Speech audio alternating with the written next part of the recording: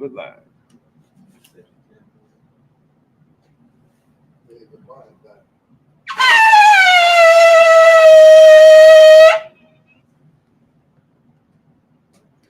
Cold echo. Very good.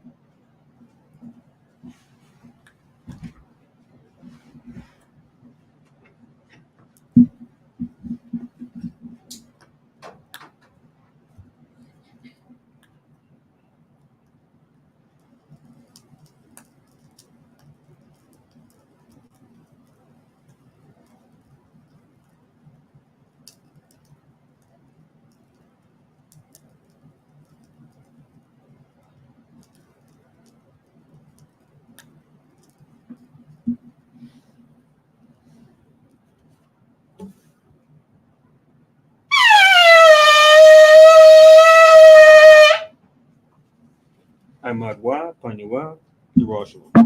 Stand and face Jerusalem.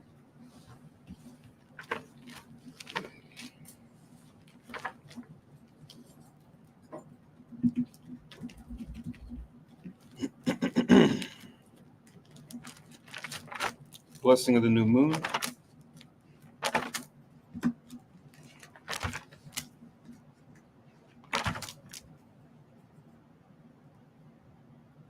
Barak Yahweh Bashem Yahweh Asherai Natamanaw Hachadash Bashalom to Wade Amen. Blessed are you, Yahweh. In the name of Yahweh Shai that gives to us the new moon in peace. Thank you, so be it. Fa'ali Masha, select Fa'ali Ma'a Asherai Makad, Psalms 121. Mana Shai, read everything. Anya Rayam Mayamya Oh Hariam Mayan Yabawa Isaiah Yabawa Mayahawa Shai Shamayam Warataza La Yanathan Lamawat Regalia Yela Yanawum Shashamarka Hanab La Yanawum Wala Yeshan Shashramar Yashirale Yahweh Shemari Yahweh Tazalia Ayo Yed Yim Yed Yawamam Ashamash La Hakaya Wayarak La Balayele Yahweh Yashimari Makab Ray Yashamar Na Pashe Yahweh Yashamar Abalakye Wapa Aye My Fair will aid I will Basham Yahweh the water man. Psalm 121. I'll lift up my eyes unto the hill, from whence come my help. My help comes from the Lord, which made heaven and earth. He will not suffer thy foot to be moved. He that keepeth thee will not stumble. Behold, he that keepeth Israel shall neither slumber nor sleep. The Lord is thy keeper. The Lord is thy shield upon the right hand. The sun shall not smite thee by day, nor the moon by night. The Lord shall preserve thee from all evil. He shall preserve thy soul. The Lord shall preserve thy going out and thy coming in, this time forth forevermore. Amen. Amen. Shemaiah Shirella, hero Israel. Shema Yeshua Yahweh Eloheinu Yahweh Echad. Shema Yeshua Yahweh Eloheinu Yahweh Echad.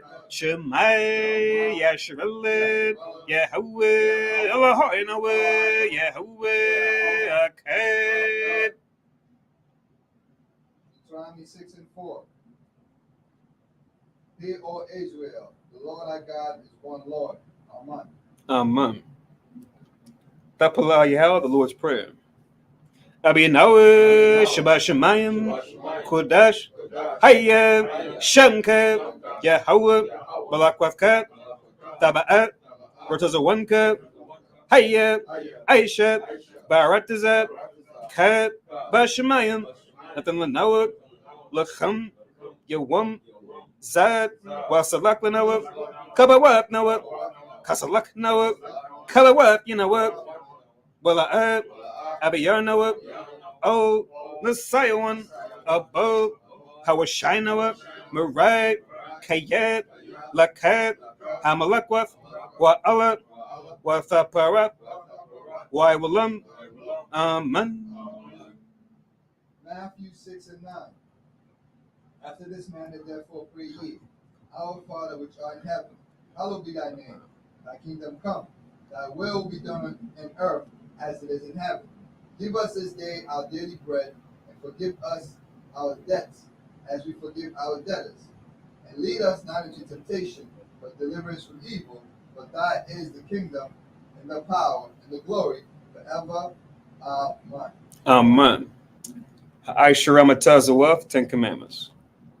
La'a, Yahaya, Lakab, Alahayim, Akariam, Alpinya. La'a, Thaisha, Lakab, Paso, Wala'a, Thaibadam. La'a, Thalakwaka, Shamwa, Yahweh, Alahayaka, Lashawa. Zakar, Ath, Hayawam, Hashabath, La Kodashwa. Kabad, Abiaka, Wa Amaka, La'ab, Tharatazak, La'ab, Tana'ab, La'ab, Taganab, La'ab, Thainad, Shakur, La'ab, Tachamad, Ko, Ashabad, Lara'ayaka, Amen. Exodus chapter 20 and verse 2. I am the Lord thy God, which have brought thee out of the land of Egypt, out of the house of bondage. Thou shalt have no other gods before me. Thou shalt not make unto thee any graven image, or any likeness of anything that is in the heaven above, or that is in the earth beneath, or that is in the water under the earth. Thou shalt not bow down thyself to them, nor serve them. For I, the Lord thy God, am a jealous God, visiting the iniquity of the fathers upon the children, unto the third and fourth generation of them that hate me, and to show mercy unto thousands of them that love me and keep my commandments. Thou shalt not take the name of the Lord thy God in vain. The Lord will not hold him guiltless that take his name in vain. Remember the Sabbath day to keep it holy.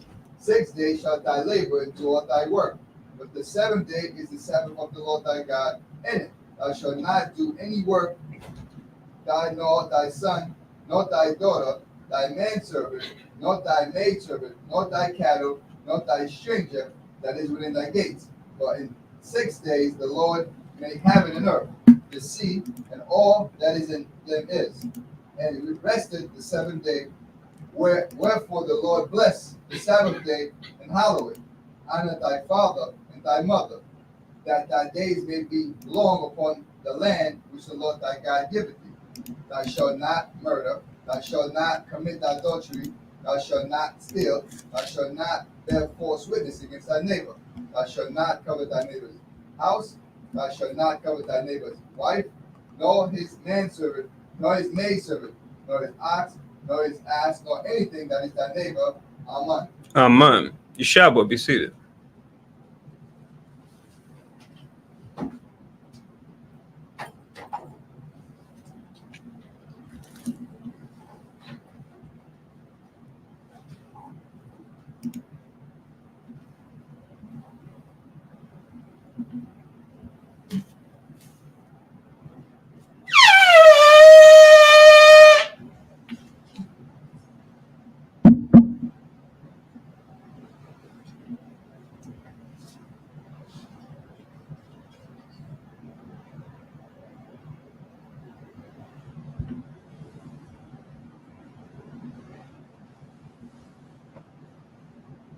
Barakate Yahweh by Shemi Hawashai, Sharanathan and now party a kapan tuaraman. La Yahweh by Shemi Hawashai of Yashar Allah.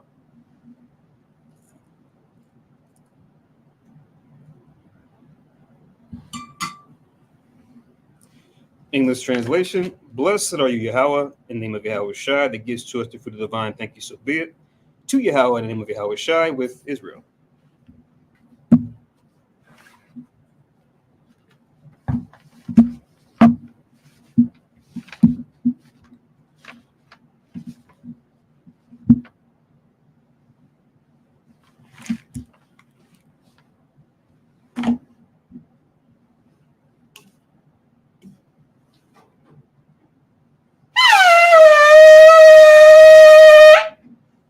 Ahmad Wa, Paniwa, Yerushalayim, stand face Jerusalem.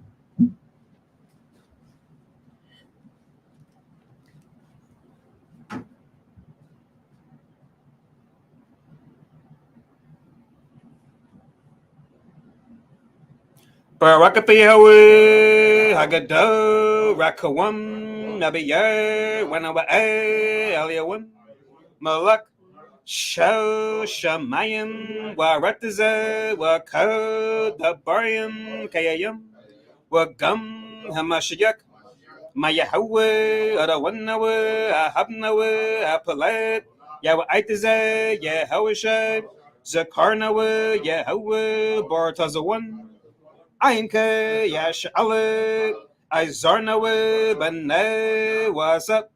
Yash'ala, oh, Nanawe, Yum Yum, Aita, Kayawamyam, Makwadam, Babakush, Shalak, Mike Allah, Watazawadak, Alahayim, La, Maganawa, Rapharnawa, Washima, Alnawa, Bakur, Shalak, Haruka, Shau, Yahweh, Lanawa, Lalabanawa, Rabium, Kakamad, Tabawana, Wada Ike, Shau, the Barka, Basham, Yahweh, the Wada, Them Yet, Waiwalam, Maman.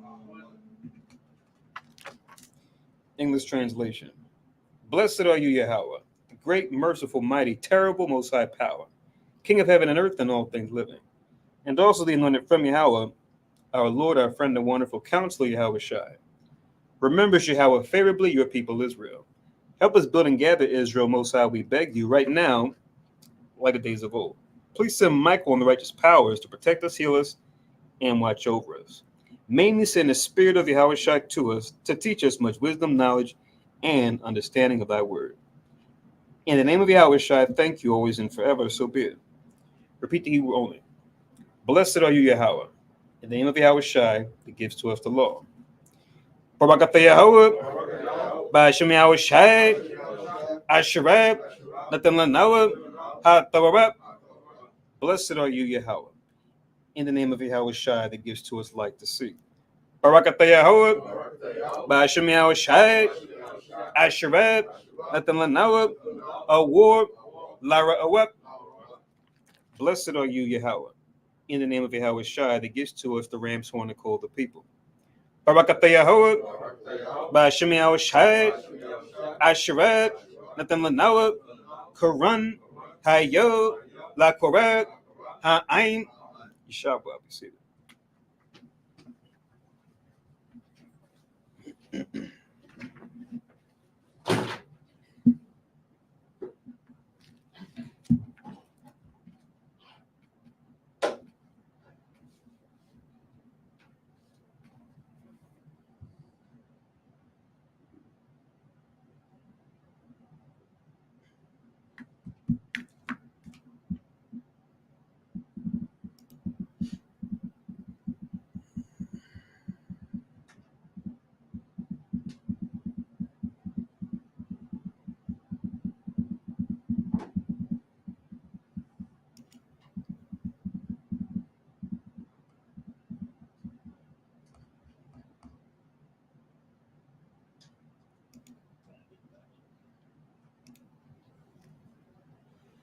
Okay, so Shalom Yasharella. All right, so Shalom, everybody that's here in Philly. Shalom, everybody watching us on live stream. Shalom, everybody listening in on teleconference.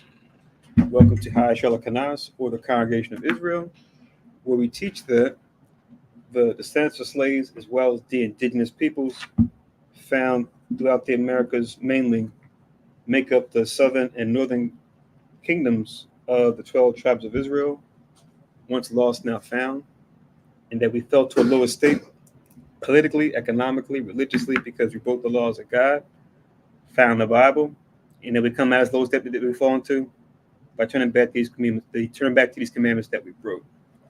And like we read in, which I'll read briefly, this is in St. John chapter 1.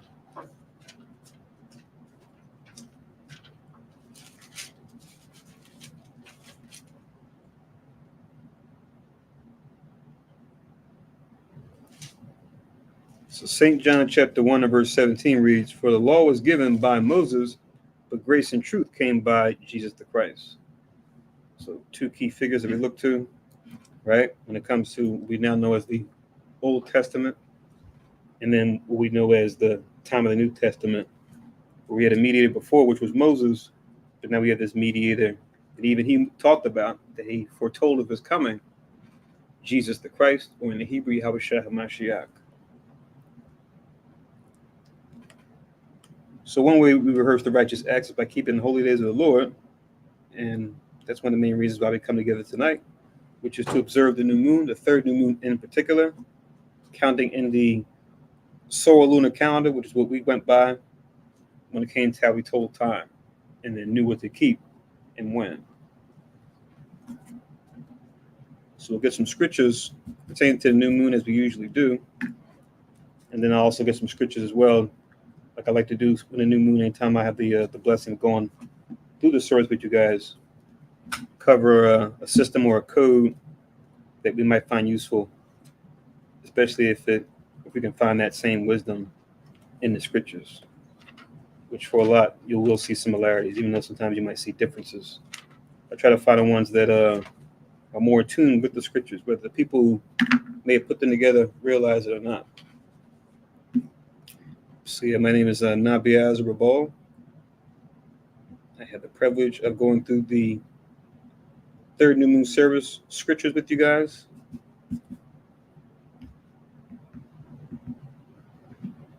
And as you can see here at the bottom, I have in the Hebrew an a shah, and a ra, which means a shah or happy. Then I have a cha, a da, and a shah, which is chadash, moon, understood as new moon. Then I have a shah, a la, a ya, a shah, and a ya, or shaliashya, which just means third. And finally, a ya, a shah, a ra, an a, and a la, which just is ya sha'ala, which just means happy third new moon, Israel, same as you see at the bottom of the scrolling marquee.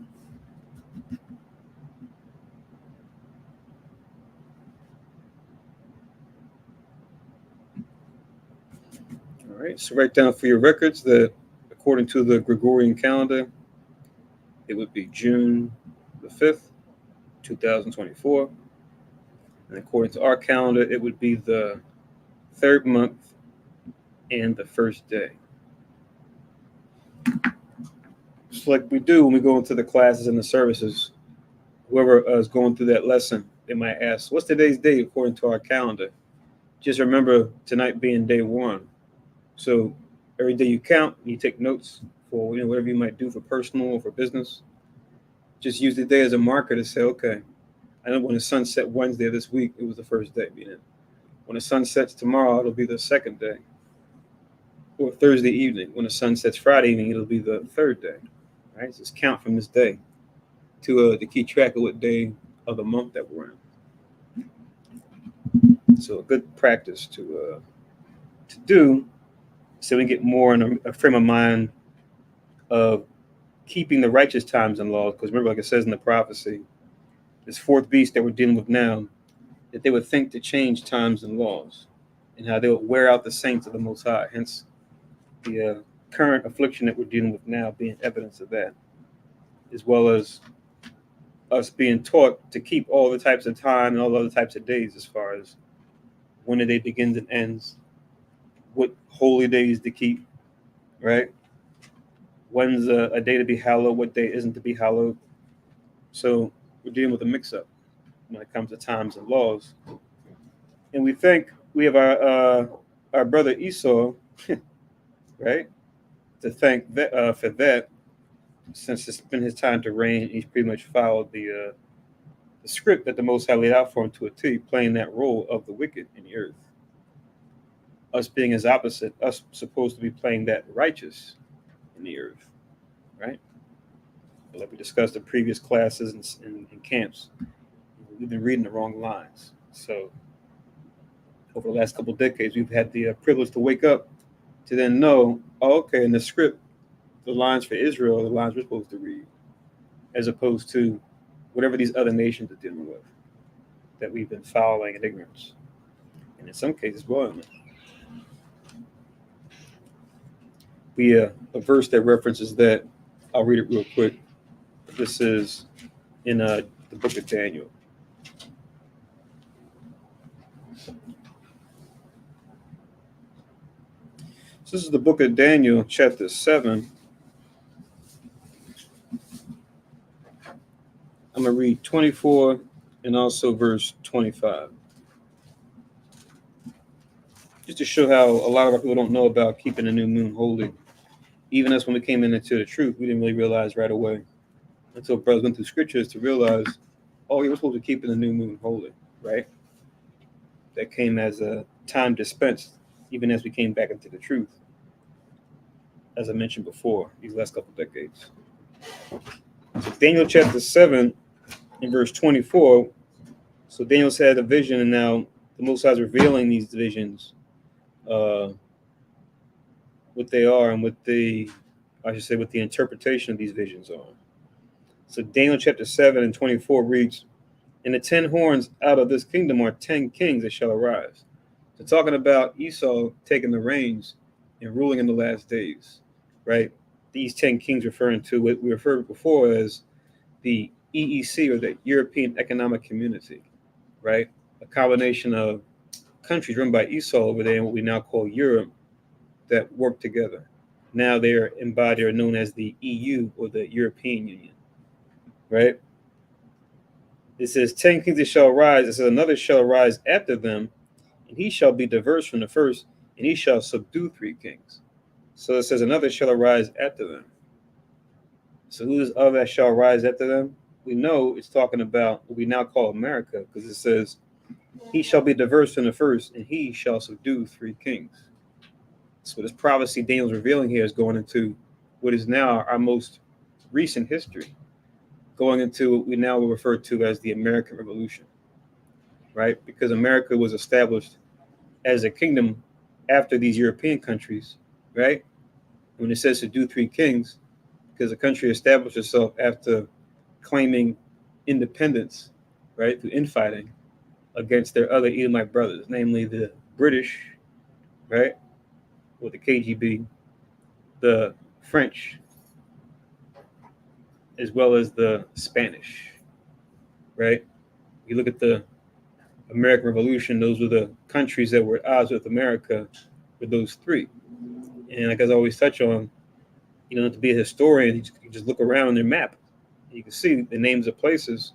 When you look towards the west, you'll see a lot of names of cities and places that have Spanish names. You go to the south, in the southeast, you'll see certain places that have French names. Or you go further north, even into Canada, on the east side, you'll see places that have French names too, even up there. But as far as America goes, you'll see names of places that'll be French. Kind of scattered about, but you'll see it especially like in Louisiana in particular, right? You go into history, you'll see why. And in the north, in the northeast, you'll see a lot of places having English names, right? So that'll tell you right there, okay, who fought over what? And we see America now being able to break free from, it being a colony to the British. But, people will argue over, whether they really declared their independence or not, because in the end, what we know through the prophecy is that the Most High is going to judge America in particular, but the beast that the whore of Babylon or America rides on has to be judged too. but America in particular. So while they're different, they're connected. So that's the three kings that were subdued. And now reading on in 25 to give more understanding on the prophecy about this empire that we're in. It says in 25, and he, referring to this king, shall speak great words against the Most High.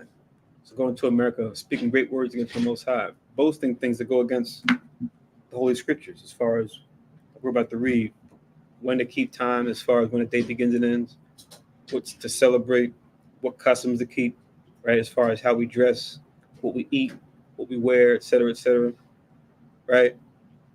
What we serve as far as God, what we call God.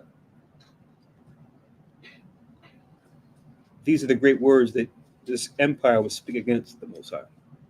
Right. And what you're saying is correct. America is in control of the other kingdom, like it says, the word says it. Like he subdued three kings, right? Even though he subdued them, he's in control, but they still Edomites. They still rule the world, with them. That's why I said the earth is given into the hand of the wicked. It pretty much covered the whole Edomite nation. Mm-hmm. That's controlling everything. But America is the top ruling. Kind of, exactly. And we can reference Revelation 17. You read the beginning of that chapter. It goes into that through a vision that was given to John. If we had time, we might touch on it. If not here, then definitely in a class when we do review. Right. So he shall think, or rather speak, great words against the Most High. It says, and shall wear out the saints of the Most High. We read Psalms 148 and 14, Psalms 50 and 5. The saints are talking about our people, so-called descendants of slaves, so-called indigenous peoples. When it says the saints here, right? It says, wear us out, because remember, we're under the curse as a people for breaking God's commandments, right? And part of that curse is being afflicted by the other nations, right? Being made to work extra hard, yet still being the first to be let go, right? And not being given a worthy reward for the labor that you put in, right? It's been the story of our life, right? Not just in North America in particular, but throughout the Americas, where our people have been held captive. So we're not the saints of the Most High. Once again, we're not going to get it, but you can just write down Psalms 148 and 14 and Psalms 50 and 5 as references. They show who the saints are. That is talking about the children of Israel. Not to be confused by who the Catholic Church tries to revere as saints, so-called. It says, and think to change times and laws, what we've been talking about. So changing times and laws as far as when a day begins and ends. According to the scriptures, the day begins and ends when the sun goes down, not midnight, right? Or when the moon or when the month begins, right? Which is supposed to be according to the phase of the moon. Not what they have going on now where they say 30 days have September, April, June, and November. All the rest at 31, et cetera, et cetera, et cetera. That's all they taught us. The Most High kept things very simple, but yet when nations come into power, sometimes they'll adopt certain things, and the Most High, other times they'll change things around. We see with Esau, they change a lot of things around. So that's what that's talking about. You can write down, but don't get it, Deuteronomy 16 and 6, where it tells you that the evening is the going down of the sun. Just as proof. So Deuteronomy 16 and 6 for sundown. And then with that, you can write down Leviticus chapter 23 and verse 32.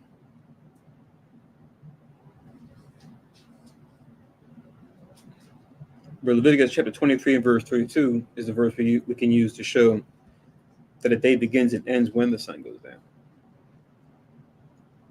So 16 and 6 shows that the even is the sundown, and Leviticus 23 and 32 talks about when a day begins and ends. Deuteronomy 16 and 6 specifically speaking to the Passover, and then Leviticus 23 and 32, specifically speaking to Day of Atonement. And then finally, back in verse 25 of Daniel chapter 7, and they shall be given into his hand, the they is talking about our people, shall be given into his hand as king, or also referred to as the whore of Babylon. It says, shall be given into his hand until a time and times and the dividing of time, right? Time being 1, times being 2, dividing time being a half. We're talking about 3.5, right? Or 3.5. That comes up in different places, referring to the time that we will be here in this modern day captivity, prophesying in sackcloth. In other words, not really knowing who we are as a people. It wouldn't be until the end of that 3.5 years, that 350-year period, to where we begin to wake up. And that happened around the time of 1970, leading up toward the time that we're in right now, where you had a remnant of us knowing a little bit about us being Jews, even though it wasn't really widely pushed out there. But then around the time of the 70s, leading up until now, you've had a gradual growth of our tribes waking up to the truth and going out and teaching. So yeah, we're a part of this prophecy right now. Remember, all prophecy isn't just past tense. Some prophecy is present tense and some is future tense as well.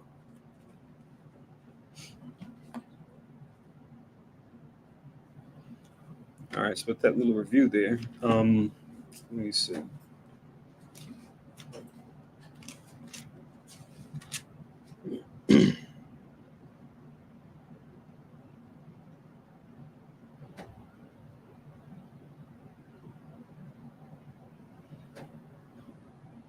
Yeah, I guess since we talked about it, I'll get it to go with Daniel 7. I'm just going to read verses 1 to 5, though, for time's sake. And then we'll get to our new moon verse as well as our topic. But Revelation chapter 17. Once again, Revelation chapter 17, I'll get verse 1. So Revelation chapter 17 and verse 1, it says, and there came one of the 7 angels which had the 7 vials, and talked with me, saying unto me, come hither, I will show unto thee the judgment of the great whore that sitteth upon many waters. This great whore being referred to it by Daniel as that king that shall be the verse in the first. When you read the context clues there as well as the ones that are here, right? These men were separated by much time, but the visions match. When the Holy Spirit is your guide, you can read John's vision as well as Daniel and see that they're in concord with each other, right? And it's also in concord Jeremiah when he talks about sitting upon many waters. When you read Jeremiah 51 and 13. Don't get it, but in Jeremiah 51 and 13, it talks about thou that dwellest upon many waters, talking about while America is here, they set up their bases, their outposts, their embassies all throughout the world. They've done that since they've been since their inception, and as they spread out and strengthen themselves in different means, be it through religion, through military means, through economic means, etc., etc. So you can pull up maps and see where all America has different things situated as far as like their flag pretty much stuck in the ground. Different parts of the world that you wouldn't even think of. They got somebody, some military outpost or some eyes there keeping watch on things. That's the many waters, right? That's what makes her different from the beast that came before. Because even back then, the old Babylon, it was situated in one particular region, whereas with America, we have the home base here, but then her influence spreads out all throughout the world. Verse 2, it says, with whom the kings of the earth have committed fornication, and the inhabitants of the earth have been made drunk with the wine of her fornication. So hence the metaphor whore, same as a man would patronize a whore for her services, right, to receive pleasure and a good time. That's the role that America has played with these nations on a spiritual level, which then leads to a physical level as far as them being able to reap the benefits of partaking in America's rise, mainly at our expense, God's people. Also, they can write down Genesis chapter 27, 38 to 39. This is speak about Isaac when Esau cried out and when he lost his birthright, and he asked Isaac if that's the only blessing you had. And he cried, Isaac, give him his blessing. And you can read that in 27. So predominantly, like you just mentioned, of the nation of Esau, you have, those controlling the North America. They don't want to have bases all over the place, controlling the natural resources in all the major continents that we have on Earth. And also taking over the airwave and everything. Airspace, controlling with satellite. So Esau is pretty much, controlling up and down. That's what you can see, the blessing that Isaac gave him. So Genesis 27 and what now? 38 to 39. Do you want to read it briefly? Just to edify us? For folks that may not be. Chapter 27. Folks that may not be familiar. But in verse 38. And Esau said unto his father, Hast thou but one blessing, my father? Bless me, even me also, O my father. And Esau lifted up his voice and wept. And Isaac, verse 39, and Isaac his father answered and said unto him, Behold, thy dwelling shall be the fatness of the earth. The fatness of the earth is the resources. So wherever there's oil, Esau and his private companies, they did. Right? Whether it's the French, whether it's the Germans, whether it's Esau, they did. Talking about the continent of Africa, they did. Wherever there's oil, they did. Wherever there's natural resource like gold, they want to exploit it. So that was the blessing that they got. Right? It says the earth and of the dew of heaven from above. So they pretty much control the dew from heaven, from up, satellite, the airspace. So they pretty much control all of it. I got a video for you after we finish, but so going into that last precept in 39. Yeah, it's pretty much you can link it with the Job 9:24 as well. The earth is given into the hand of the wicked, right?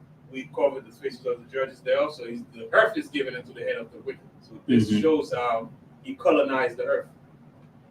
Right, but it was a video going into a hypothetical about a war with Taiwan and what that would look like, and they were connecting it with Elon Musk and his Starlink company, as far as how you utilize the satellites to where if there was to be some sort of like electronic warfare with like an EMP or something, he's pretty much saying that like, yeah, if we were to deal with some kind of threat, our system would still be up and running, right, as long as it was detonated at a certain height.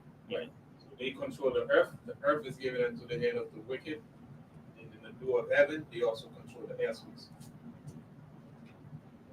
Yeah, that's where that's where they get that namesake when they talk about the SEALs.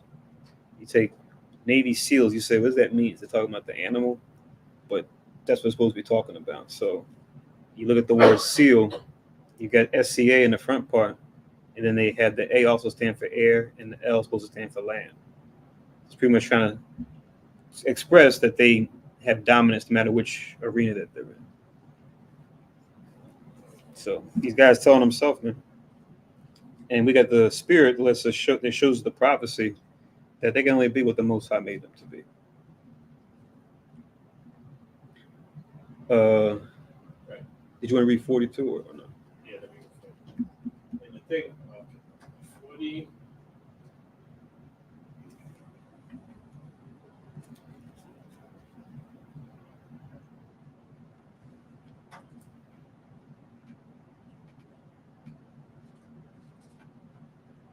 Verse 40 reads, And by thy sword shalt thou live, and shalt serve thy brother, and it shall come to pass when thou shalt have the dominion that thou shalt break his yoke from off thy neck. Yes, so he pretty much had dominion, right? And he break away from Jacob. Because remember, we control. We were in control. But now, after 70 AD, we pretty much lost everything. So they took over. Yep. Actually, we lost it way before that. Yeah. But that's when Esau took over. Right, but the major, parts we pretty much done and go into slavery, we lose everything. We lost the land, and then they take over the land, and We pretty much finished. we lost the land of Babylon way before what's his name came along. Yeah, Yeah, you got it. Esau took it. Their beginning was Alexander, right? Right. Their first predominant role, anyway. So, all that verse hasn't come to pass yet. Uh, It says, shall serve thy brother. Esau hasn't served his brother yet. yeah, Actually, he is. Yeah. He did already, yeah. Huh? He did already. It was during the time of David and Solomon, our golden age. Can you say I was talking about that? Is that the kingdom of service? Oh yeah, it's gonna come back, but this happened already. It didn't happen at this time yet, as far as David and Solomon. Obviously, that would be years later. But yeah, when it says you shall serve thy brother, that's going into them serving us initially. And then it says, come to pass when thou shalt have dominion, talking about at a future time, you will break the yoke from off his neck. That's what we're reading about in Kings in the Sabbath service, where it was we just had that last Sabbath. We read it in Kings, where it said we had Edom at the one point because we were going so wicked as far as Northern Kingdom and Southern Kingdom. We had lost control, and it says that pretty much we lost dominion over them until this day. It says that, and we just read it in 2 Kings. So it was a lot of back and forth, depending on what king was in power, until eventually, even before 70 AD, you go back to 586 BC when we fell to the Babylonians. That's when we pretty much first time when we got kicked out of the land, and the Most High gave us a chance to come back in during the time of Ezra and Nehemiah, et cetera, et cetera. But yeah, we had a dominion over many nations. You go back to the time of David and Solomon, and they were included. You read in 2 Samuel's the first couple of chapters, you read about that. Well, under that serve, but that plays two parts though. He says he's going to come back because that was not the elder shall serve the younger. That's something that was said before we were born. Mm-hmm. Right? So after that was pretty much that's going to take place again when the house shall come back. Yeah, I mean it's both. We'll be back one time. Because the thing is, we weren't always slaves, right? We ruled over all the other nations, right? When we were in our dominion, we ruled over them. Yeah. So that's why we feel always, because we had that we said that last Saturday. Mm-hmm. People usually think that our dominion started with, we started with slavery. Nah, we weren't always slaves. Mm-hmm. And even when we weren't the top empire, we still had rulership. We still had sovereignty. Right. But it became threatened anytime we had a king in the north or the south that would go off. We have allies. We'll pair up with them at times, but then anytime we didn't put the Most High first, you will see. And we will see as we continue reading through 2 Kings and the Sabbath services ahead, you'll see how that story goes. And we'll get insight into that as we read along. As we have been already, but as we'll continue to read in 2 Kings, we'll see what leads up to us physically getting removed out of the land by the Babylonians. We had a couple of righteous kings in the mix that, had they and their sons kind of stayed in that direction, it might have been a different outcome, but it wouldn't happen that way. Oops. So that was Genesis 27, 38 to 40, as well as Job 9, 24. To link up. So let's go back to Revelation chapter 17. So I read verse 1. I read verse 2 as well. And let me read verse 3. So Revelation 17 and 3, it reads, so he carried me away. So John's being carried away by one of these 7 angels who had the 7 vials, right? It says, in the spirit into the wilderness, and I saw a woman sit upon a scarlet-colored beast. So this woman, parallel who we're reading about in Daniel 7, right? This same king that'll be diverse from the first. But here she's depicted as a woman. Sometimes within different visions, just like parables will be different, but they'll talk about the same thing. Visions sometimes might be different, but they'll refer to the same entity, the same government, the same people, etc. And you see the clues there. So it says not only a beast, because remember, Scripture tells you that a man is considered a beast by God when he doesn't follow the laws. It's like an animal being on all fours, right? We're supposed to walk upright, but that's a spiritual thing in that we're supposed to walk in righteousness. That's how we're upright. But if we're not, we're likened unto a beast. Hence, the Most High referring to the rise and fall of kingdoms of men as beasts, right? They might have weapons and might and technology and all that, resources, but Most High still looks at them as a beast of burden when they don't follow him. And even us as a beast, at least we're the Most High's favorite, right? A lamb, right? Metaphorically, right? But now you'll see the other nations be represented as beasts. And sometimes the beast will be specific because certain characteristics an animal has will tie into their nature as a people or as a nation. But now it says a scarlet colored beast, and that scarlet color is important because, like you mentioned back in Genesis, you go back to 25 and 25 of Genesis when it talks about Rebecca giving birth to the forefather of our nation and the forefather of the so-called white nation. We say so-called white because it tells you the first came out red all over like a hairy garment. If you have eyes to see and ears to hear and a heart to understand that, you'll see, oh, okay, that's why the scarlet color is significant here, right? Because it's depicting their nation. Like we were talking about earlier, you might have America here, but then you have France over there, Spain, Dutch, Holland, Netherlands, Germany, et cetera, et cetera. But they're all just different heads of the same beast. But this woman being set apart, her being on top of the beast, just showing how what the beast supports her, right? To where when America says something, you have the other Edomite nations backing them up that are part of that 10 horns of that European Union. Even sometimes reluctantly. But they do nonetheless. So that's the significance of it being red. Then it says, full of the names of blasphemy, it says, having 7 heads and 10 horns. It's like the one in Daniel chapter 7 when you read above. But now reading on in verse 4, it says, and the woman was arrayed in purple and scarlet color and decked with gold and precious stones and pearls, having a golden cup in her hand full of abominations and filthiness of her fornication. So that goes along with Jeremiah's prophecy about Babylon being a cup in the Most High's hand, right? Filled with fornication, right? So it's tying her directly to that. And then being decked with the gold and precious stones and pearls. That goes along with what you were bringing out, Kahan, back in Genesis 27, talking about what? Their fatness being, of the things in the earth and even of the things in the sky, right? Them having dominion over all the resources, right? Plants, animals, and minerals, which include fossil fuels, right? So it's all connected.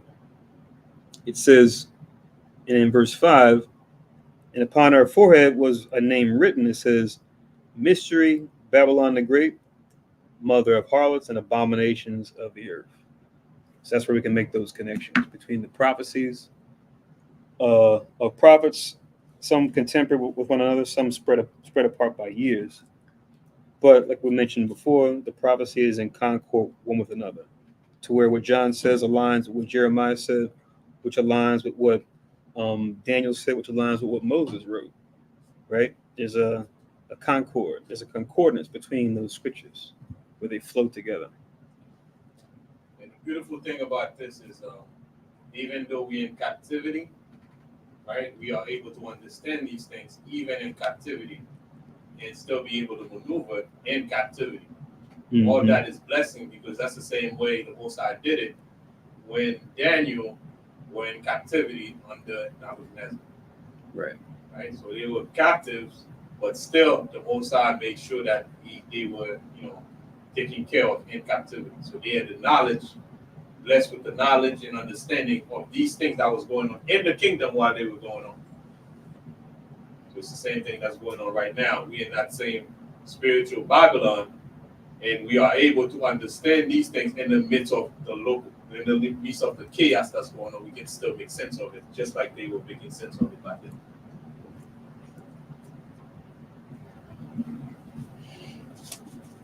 Yeah, so it gets better, but it gets worse as you go down. But we'll stop here. But let's cover our verses real quick because don't want to keep you guys up too late. We know it's a weeknight. I'm not sure everyone's able to take off tomorrow, and I'm not able to, unfortunately. But let's go to Numbers chapter 10 and verse 10. So Numbers chapter 10 and verse 10. To bring it back to the new moon, but just want to touch on those verses just as like a nice little refresher. We talk about times and laws and us keeping these times and laws as being important.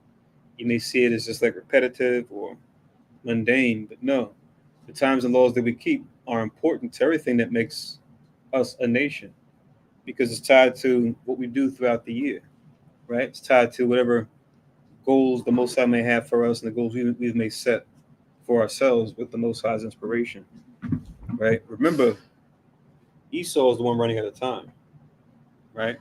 But time runs out of us. We're the ones that are supposed to be setting the standard in the earth, what should and shouldn't be said and done, and when, right? In these last couple of decades, we've had that honor of learning what that means and then embodying that, us and other branches of Christ that are out there doing this work, this great work. So on Numbers 10 and 10, where we're given the law about keeping this day and keeping it holy throughout our generations, when you read Numbers chapter 10 in verse 10, it says, also in the days of your gladness, it says, and in your solemn days, it says, and the beginnings of your months, ye shall blow with the trumpets over your burnt offerings and over the sacrifice of your peace offerings, that they may be to you for memorial before your God. I am the Lord your God. So it being told here to Moses and Aaron to tell the people as we were moving throughout the wilderness what to do as we did. It says when in the days of your gladness, when in the solemn days, and it says also in the beginning of your months. So that's what we're in right now, right at the beginning of the month. It says to blow with our trumpets over our burnt offerings and over the sacrifice of our peace offerings. So we have the law where we continually do these things.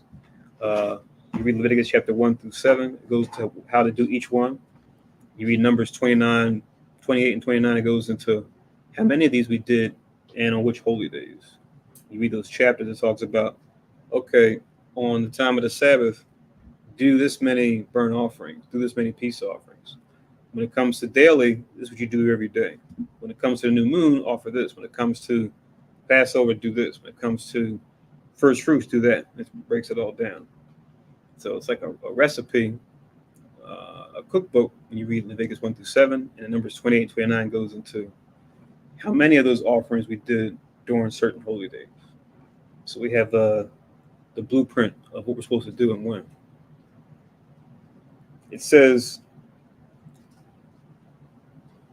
over your sacrifice of your peace offerings, over your burnt offerings. So remember, if we didn't know already, only reason why we don't do that now is because we're going through Christ's sacrifice, him being that righteous, perfect sacrifice that we go through now in these last days. He's like that standing now. But remember, he had to die on the cross for us to now have a chance, right? Because there's no remission of sin without the shedding of blood. So before we may have done it with goats and sheep and oxen and turtle doves, but now we go through the perfect blood of Christ, him living a perfect life when he came in the flesh. Now, in these times, that's our go-between when we make mistakes, when we mess up. We go through him now. So that's why we don't do those things. But we'll reinstitute that in the kingdom when Christ comes back, and we'll show the nations, how to do that since they'll be under our rule. But until then, we just go through Christ.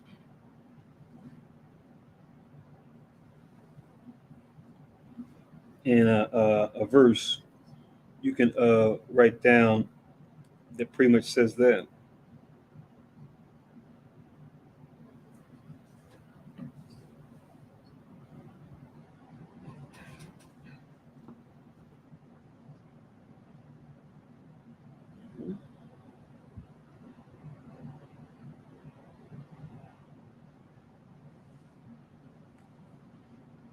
Okay.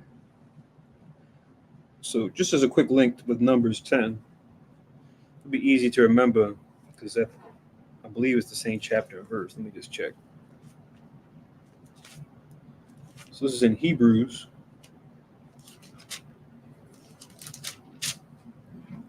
Hebrews chapter 10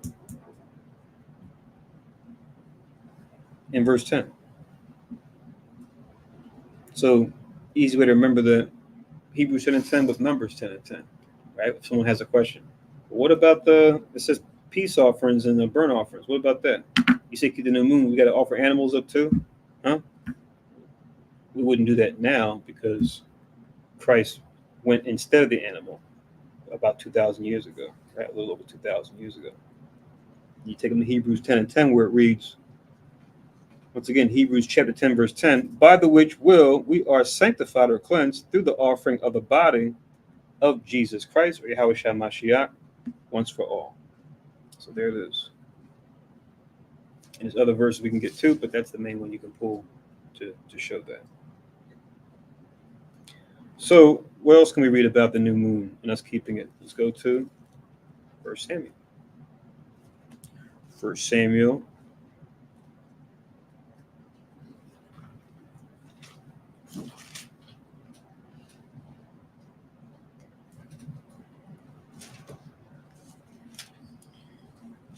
Chapter 20 and verse 5. So 1 Samuel chapter 20 and verse 5, it reads, 1 Samuel chapter 20 verse 5, and David said unto Jonathan, behold, tomorrow is the new moon, and I shall not fail to sit with the king at meat, but let me go that I might hide myself in the field until the third day at even. Right? So if we don't know the story already, we've got David, who's armor bearer to King Saul at this time, Jonathan being King Saul's son, David and Jonathan being very close, but it being known that Saul is being tormented by an evil spirit due to his previous decisions in previous chapters. And he's starting to lose favor with the Most High, and favor is starting to be added unto David. So he seeks David's life unjustly. And Jonathan sees it, so they make a plan to figure out if he can come back, or if the coast is clear. If Jonathan's father, King Saul, still has an evil eye toward him and still seeks to come after him. That's why they make this arrangement to separate for 3 days to see if the coast is clear. But now if we jump to 24, we're going to the plan when it happened. Just showing that outside of that specific story about David and David being on the run from King Saul, we just see it was customary for our forefathers to keep the new moon, like we're doing now. 1 Samuel chapter 20 and verse 24, it says, so David hid himself in the field. It says, and when the new moon was come, the king sat him down to eat meat. So he sat down to eat meat like they would during this time. 25, and the king sat upon his seat, as at other times, even upon a seat by the wall, right? See the usual seat where he sat down at? And Jonathan arose, and Abner sat by Saul's side. So Jonathan, his son, was there. Abner was there, who was his general, or his captain of the host. Then it says, and David's place was empty. So he had a seat normally at the table, since he, as a king, could call the sons and daughters of Israel into his command for different purposes. And he called David unto his command to be his armor bearer. When you read the record, so the king had that power to do that. So he left his father's house to now live with the king and his family. But it says his place was empty. So in 26, it reads, nevertheless, Saul spake not anything that day, for he thought something had befallen him. He is not clean. Surely he is not clean. If you go into the law, there's things that can make us unclean, where if that happens, not to say it's a sin per se, if we do become unclean, the law is we're supposed to be away from anything that's holy or a holy gathering for a certain period of time. Some uncleanness is unisex. Some uncleanness is pertaining to only to men. Some uncleanness is pertaining only to women, right? But the law goes into how long we should be away and how we should wash ourselves with water. And when the even comes in, that's when we shall be clean again, and we can gather for holy gatherings. So King Saul, knowing David to be a righteous man, he said, "Oh, that's probably why he's not here, right? He must be unclean for some reason." Now, in verse 27, it says, "And it came to pass on the morrow, which was the second day of the month, that David's place was empty." So I like this verse because it lets us know that the morrow after the new moon was the second day, letting us know that the first day of the month must have been the new moon, if the morrow after was called the second day of the month. But it reads that David's place was empty, and Saul spake unto Jonathan his son, "Wherefore cometh not the son of Jesse to meet neither yesterday nor today?" So it's 2 days in a row. He normally sits with us, not just on holy days. He's not here. Where is he? We know what's going on because we read the story above about him and Jonathan making a plan to see what the way his father's heart was towards David, for good or for evil. So, hand. Oh yeah, I know. Yeah, you just answered this. That not just for holy days, but we got together and sat down to eat, even after the new moon. Right. Like a regular day, right? Right. Speaking of which, Ecclesiasticus, chapter 33. Ecclesiasticus, chapter 33. Sure. It's so funny. This is the way he said it. He said, sure.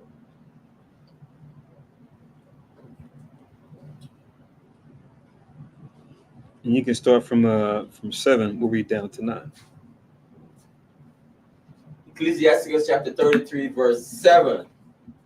Why doth one day excel another, when as all the light of every day in the year is of the sun? Mm-hmm. Verse 8. By the knowledge of the Lord they were distinguished, and he altered seasons and feasts. Verse 9. Some of them had he made high days and hallowed them, and some of them had he made ordinary days. Right. So you want to give the sense on that?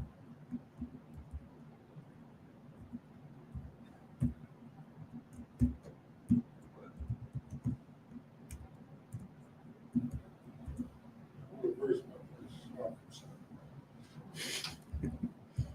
verse? What? That's not. No, it's like, different days, right? Why this day is this and that other day is that, So the Most High made the holy days, the high holy days for us to come together, Mm-hmm. and other days is for work or leisure. So it's not every day we get together for a feast, but for the holy days, the Most High required us to keep the feast. And other days, or ordinary days, and if we want to get together, just get together and eat, basically, because it says that he came on the second day of the month, right? Mm-hmm. And he was still looking for him. So maybe after the new moon, maybe David would be there just for like a regular day to eat something. Okay. And then you say sometimes they would celebrate the new moon more than one day. Haven't read that. If you read that, let me know. Yes. Somebody, I thought it came up in this way. I mean, it's not a calendar, so not the first day. That's why he expected David to come the next day because they were still celebrating the new moon. Wait, the next day is still the first day. The next day is still what? I said the at even when you go to the next day, you're still in the next day before until even. Right. Okay. Like for example, tonight is the new moon. Tomorrow is still gonna be the new moon until even. But it says specifically the next day. So that means that there was it says second day. Right, they may continue the celebration, right? David Right. would say, but the new moon is the new moon day that you celebrate. Well, I said they celebrated more than one day. Because else you wouldn't expect them on the second. They said the next, they said the second day, didn't it? What did it say? Second day or next day? You can read it. And keep in mind, if we didn't have a job, we were in our rulership. We probably Yeah, celebrated we'll the probably whole be week, just chilling, you know. the beginning of the month. It said, Come. this is 27, verse 27 of chapter 20 of 1 Samuel. Mhm. And it came to pass on the morrow, which was the second day of the month. So it's distinguished. It wasn't the first day no more. Right. Okay. That David's place was empty, and Saul said unto Jonathan his son, wherefore cometh not the son of Jesse to meet, neither yesterday nor today? So he didn't come to dinner the first day or the second day. And keep in mind, David was with them all the time. Right? David Right. was with them all the time. So they Right. have a custom of sitting on the table eating Okay. to begin with. So David asked for permission. He said he concocted with Jonathan, and he said, listen, if your dad asks for me, tell him I'm gonna go see my family. You know, I have a feast that we keep every year. Right? And then, you know, but there was something that he set up with Jonathan just so he can escape. Right, right. Yeah. But it says it is second day of the month. Right? But he said that David was always with Saul. Ate dinner all the time with Saul. Because he's serving them, he's working with Saul. Right, he was his right hand man. So it's like we have dinner, you know, all day of the week. But the focal point here is the new moon. The new moon. Oh, good. I thought sure that somebody in this class said they were celebrating the new moon for a whole week. That's what I thought somebody said, but I guess nobody said that since y'all ain't.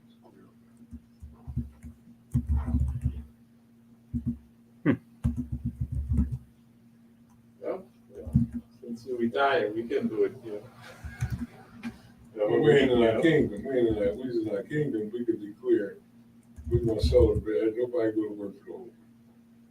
We're gonna take this. Yeah. But we're not in our kingdom. Yeah, you pay your paycheck, you know.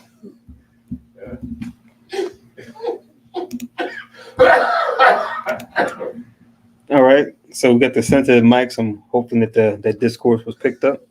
Looks like I got some responses here.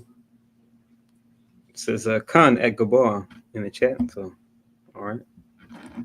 Well done.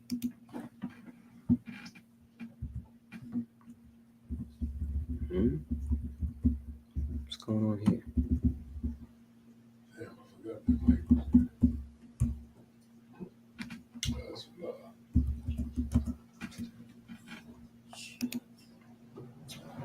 Okay, that's why. All right, so the water for reading that, so we can also get Isaiah chapter 66, last chapter of Isaiah in verse 23.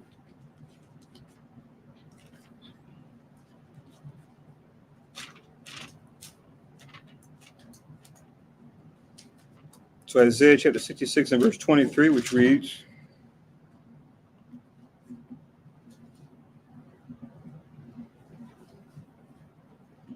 it shall come to pass that from one new moon to another, and from one Sabbath to another, shall all flesh come to worship before me, saith the Lord. So it's a future prophecy, something that has not happened yet.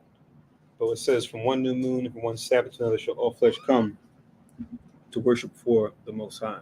So it's going to be known in the earth during the time of the new moon, during the time of the Sabbath, to come and worship, right?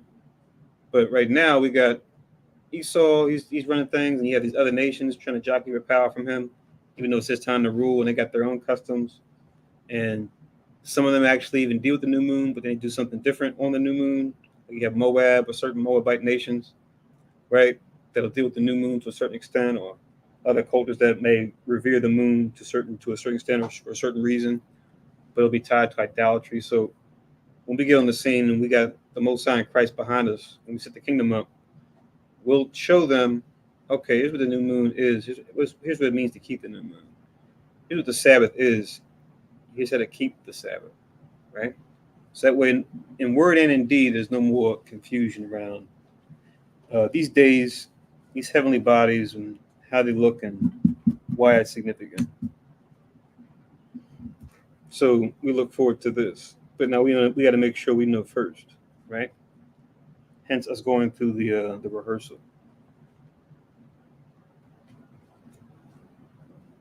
We want to make sure that we don't, or that we acknowledge the spirit of our forefathers, to where, unfortunately, when we knew about the holy days and knew who we were, we went against the commandment. We didn't take it serious, and as a punishment, or even abused it willingly. So as a punishment, the Most High said, okay, I'm going to take the blessing from you and give it to these nations I don't care about. I'm going to bring you down low. All because you want to keep my holy days, and when you did, you didn't keep them in the right spirit. You kept them reluctantly, or you used them as a means to use malice against one another, right, to hurt your fellow brother. So now I have to punish you. But to show that, let's get this verse, Amos, the book of Amos. Amos chapter 8 in verse 4.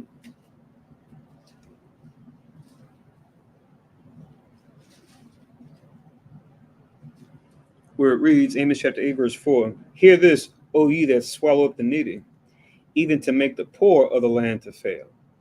Right? So Amos coming at those of our leaders at that time in Israel. He says it calls the poor of the land to fail, right? The law goes into how we'll always have poor in the land and what to do when it comes to provide for their necessity when they lack. But they didn't do this.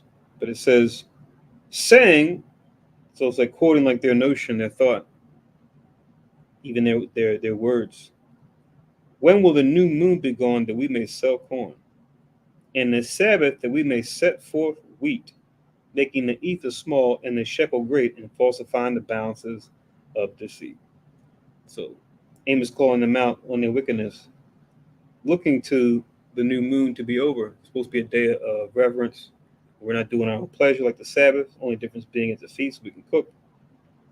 But he's calling them out because they're saying, when will the new moon be gone that we may sell corn? So it's like they're in a new moon, instead of having their mind on a new moon and making the holy occasion, kind of reflecting on the past month and thinking on the month to come and being appreciative of Most High's blessing. Your mind is just thinking about, oh man, I can't wait till that sun goes down so I can do my own thing, get out here and grind or do whatever I want to do for myself, right? Like we see here, that we may sell corn. Not acknowledging, hello, it's the Most High's reason why you even had corn this harvest, right? It could have been a bad harvest where you didn't have any corn at all, if it be the Most High's will. So that's part of the plan. That's part of the incentive. That's part of working in your favor so that you will have corn when the spring comes in, right? Since that's yours and the people's livelihood. But to be waiting for the new moon to go away and not keep it, not realizing that's going to be the thing that causes your corn to not even come up, for you to even have the option to sell it. You know, we're talking about this now since we're in the time of the first fruits. We're leading up to the time of the first fruits. You know, this being a pertinent subject, right? And the Sabbath that we may set forth wheat. So they want the Sabbath to go away so that they can set forth wheat.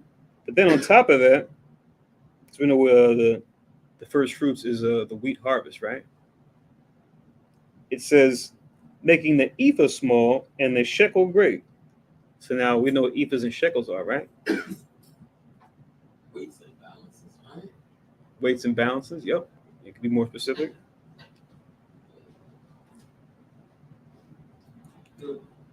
Which one is which?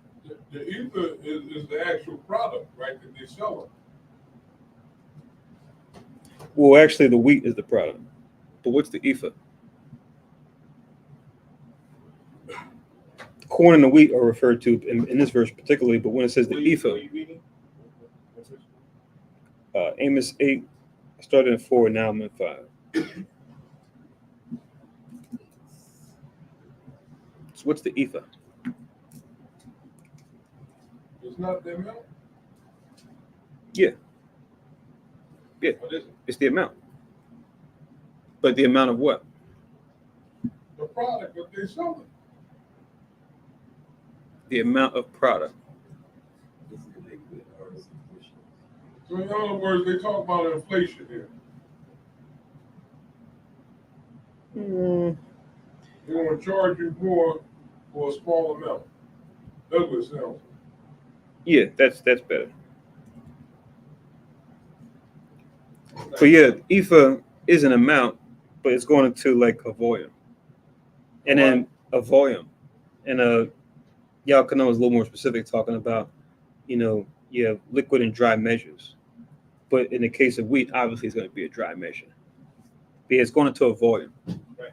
And that volume is kind of like a cup.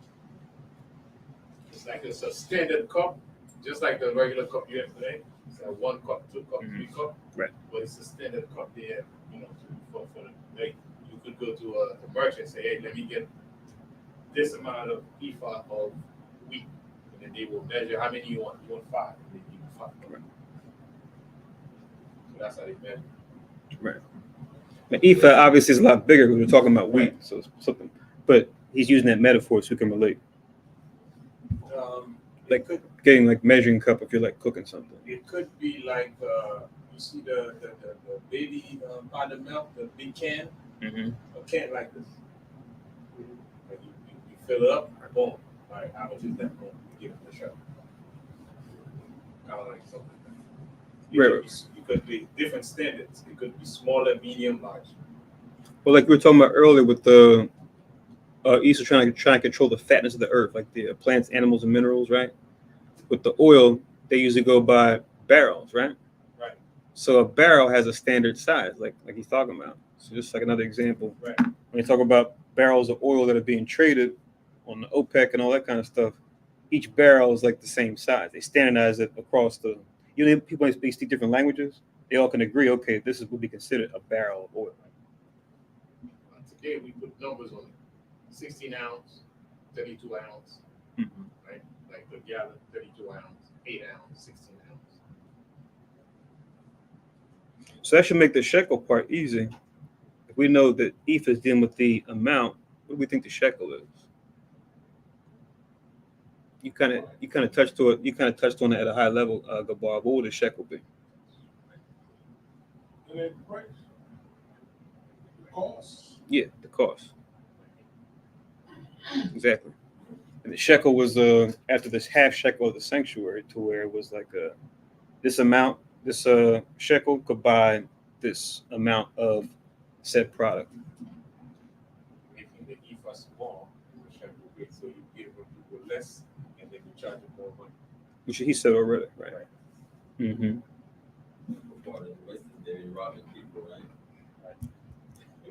It's like when we go to the supermarket and you get like a bag of something, right? And you say, okay, it's so many ounces, You pick it up, you're like, You open it up and it's like, what? All there's air in this bag. Or it tells you so many milliliters, right? When it comes to volume, you open it up and it's like, it's not filled to the top, or it's like part of it's like missing. You go, what in the world? So. Sometimes they fill up the bottom of the EFA. They put something hard at the bottom so they reduce the quantity. Mm-hmm. And then you see the EFA on the outside, it's fine. And then when they put the stuff in, you're getting less because they fix it inside. Mm-hmm. So they make the EFA small. Mm-hmm. What a shame. Shipping and handling. And they say, oh, it settles, the cornflakes, whatever. And, at times, we filled it up, but you because of settling, it may be like a half a box. But then it gets shipped to you. But it's still 16 ounces. Hmm. No, like you say when you open the bag, right? It's like half of it is in there, but according to them, it's like a time when they did it and they weighed it. That was it. Oh, as you're saying, that's what they Maybe say. the air, leaked out or something like that. It's because of handling. Oh, okay. Shipping and handling. That excuse is not. It would not hold because Esau they calculate everything by numbers with the machine. They know exactly what they put in. Uh-huh. For example, if they put in the complex, they already set the machine. They already know calculate. The machine calculates. You can have plus or minus. Plus or minus, but they calculate how much goes into that. With inflation, that's how you gotta know exactly how much goes in the bag so you can find inflation. If the inflation goes up, I'm gonna give him the same bag, but I'm gonna reduce it by a little bit. But when you add it by volume, that's how you calculate how much it is. Yeah, sometimes stores are found out that they're robbing people by the weights and the measures and stuff, and they will get fined for it. Because maybe they want to make more money. They trying to rob the people. People not gonna really, measure these things. But sometimes they get found out and they get fined. Interesting. So yeah, that's what we got. But sadly, we did it to each other first. That's what we're reading here. So as a punishment, the Most High said, okay, these strange nations who are already about that life, I'm gonna let them rise up.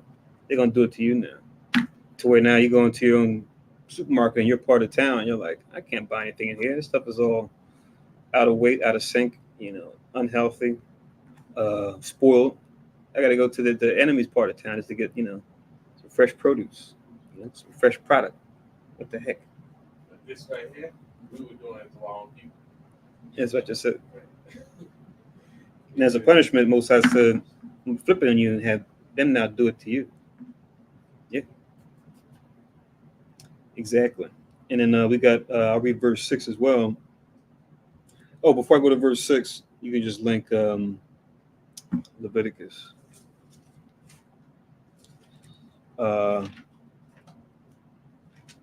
Leviticus chapter 19. Leviticus chapter 19, 35 down to 37. And you also link Deuteronomy.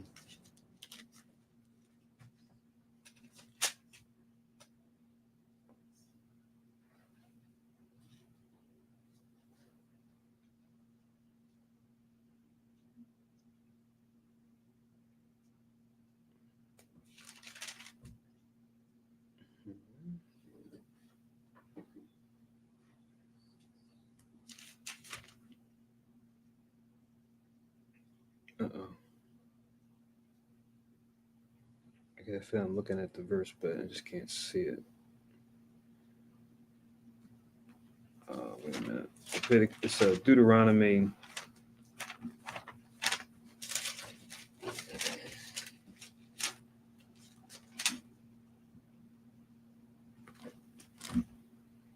Oh, I'm in 24. My bad. Deuteronomy 25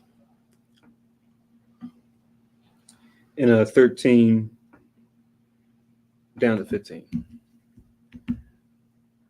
Yeah, I was looking at 24. I should have been in 25. Deuteronomy 25, 13 to 15. All that go with Amos 8 and 5 in particular. That going into another law that we were breaking along with, trying to do transactions on a day where transactions weren't meant to be done, right? Only if there was an emergency, right? We applied grace. But for them, it was like they really were intending to make transactions, make business on the new moon, on the Sabbath, when Musa said, no, it's a time for you to rest, it's time for you to relax. Go to the priest. The priest can do my service, but the rest of the land should be resting at this time. But now back in Amos chapter 8, and this is verse 6, where it reads, that we may buy the poor for silver and the needy for a pair of shoes, yeah, and sell the refuse of the wheat. See that making merchandise of the people. We already talked about doing it to one another, right? Where you had those of us that might have been in a position of power, had wealth, abuse our brother and sister that didn't, right? To where they pretty much were their hire. They had a debt and they had to work off that debt. We could hold that against them. Which, yeah, we did, but then it could and did become abusive. And the Most High saw that and he said, "Oh, okay, you want to do that? All right, okay, I'm tracking that."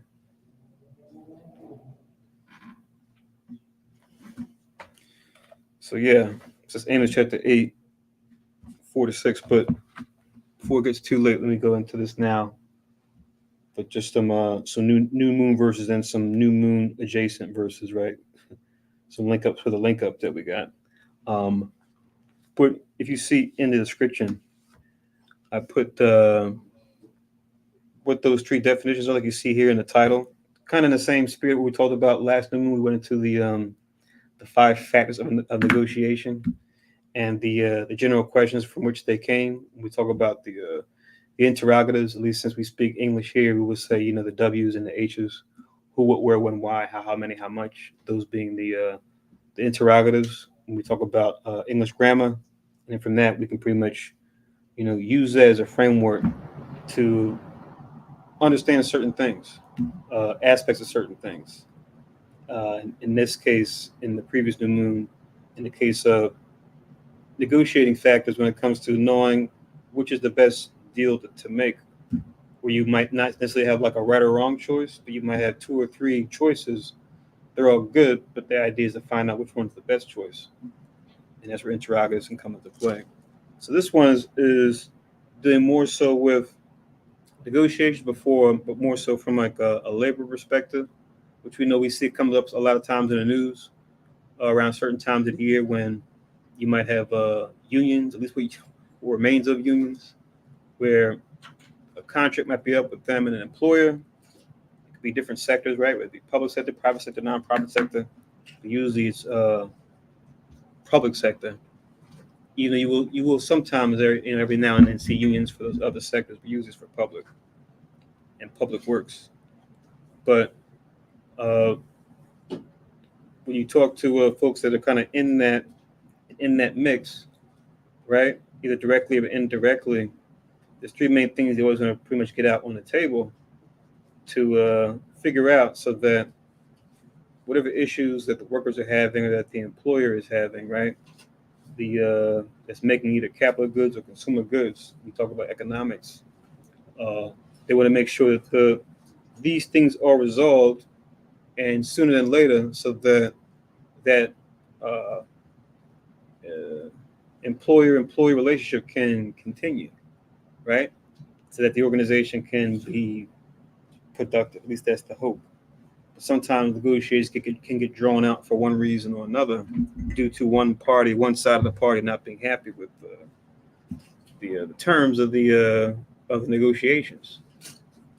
So like I said, this focuses on the labor aspect when it comes to negotiation. So if you look at your description, you'll see the first one in there. It says number 1, or defining a problem. And then we have the interrogator that goes along with that is who or which. Who usually dealing with the person, which usually dealing with identifying a thing, right? So a key thing is really to identify the issue at hand, right?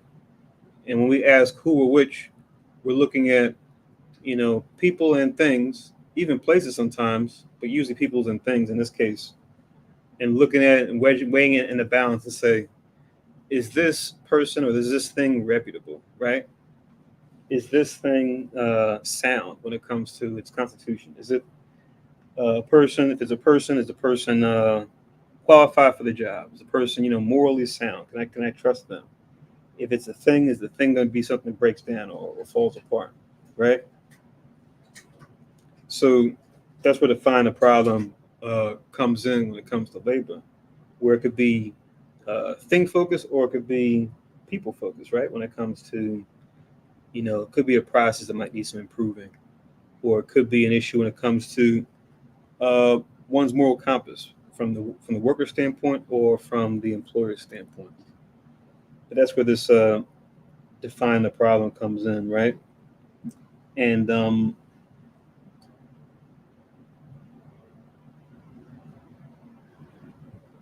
so when we talk about who, I think we discussed this before, but you can just write this down for who or which. When we talk about the parables that Christ gave us and what those parables focus on when it comes to these interrogatives. In this case, since you speak English, the W's. For number one, define the problem, which is deals with who or which.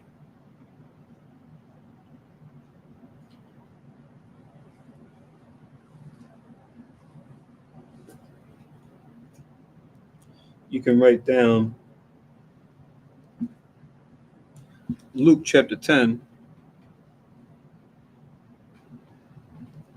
25 to 37. Once again, Luke chapter 10, 25 to 37.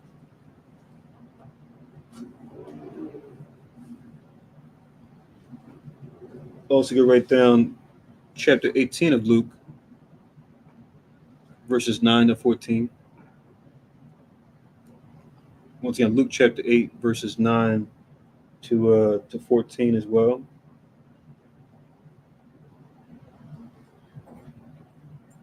And you can also write down Matthew 25,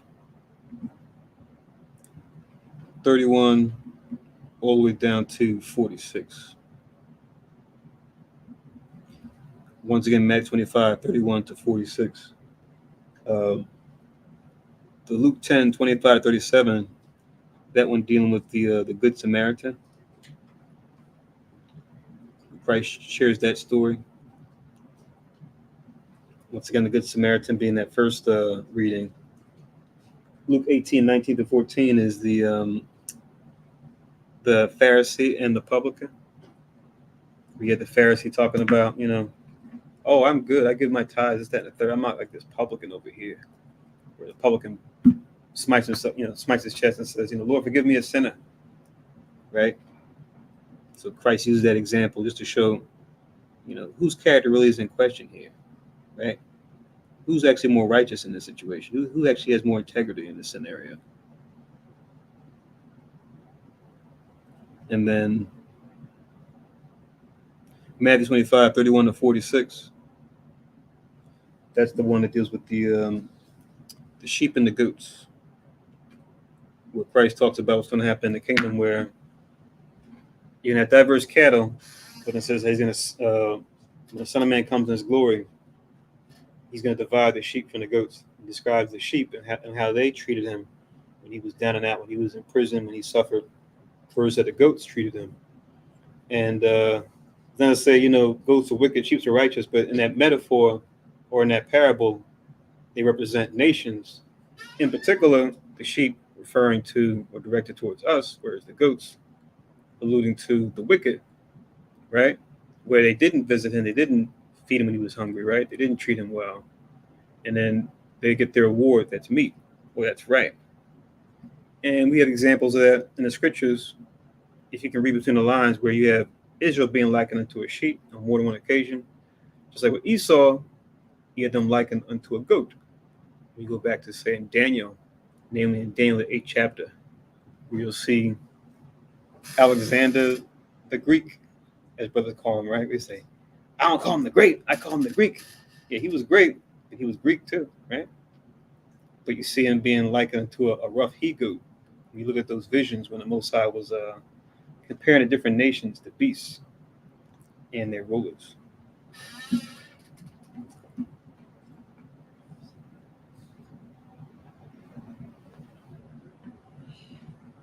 So yeah, that Matthew 25, 31 to 46 is the parable of the sheep and the goats.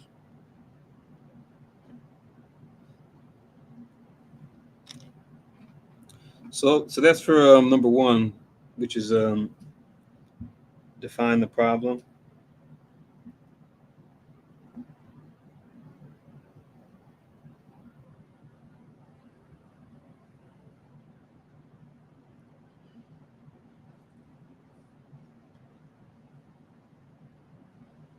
So now number 2,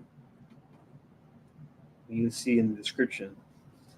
So that's the thing you want to define first, right? If it's a people-centered issue or if it's a thing-centered issue, sometimes it might be a little bit of both, who and which. But now number 2, when it says to define the urgency around fixing it. Define the urgency around fixing it. Once again, just coming in, if you look in the description of the video, you see I posted those here in the description. Define the urgency around fixing it being the problem.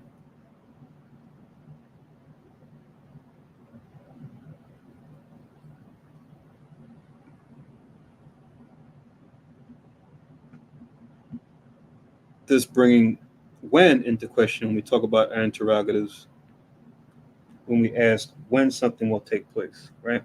When will something change, right?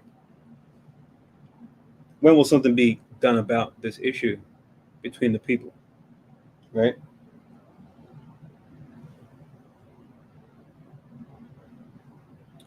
So now when it comes to when, you can write these down. You can write down Luke chapter 11, verses 5 to 8. Once again, Luke chapter 11, verses 5 to 8.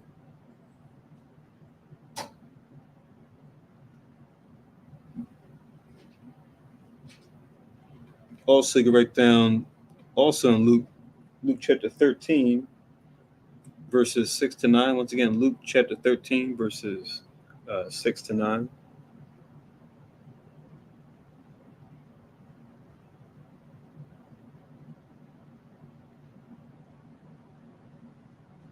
And then you can write these down too. These are all pretty much the same parable, but just in different gospels.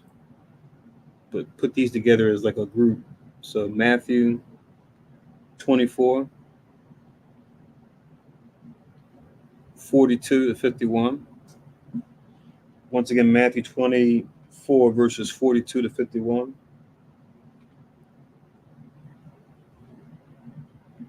Mark 13, 34 to 37. Once again, Mark chapter 13, verse 34 to 37.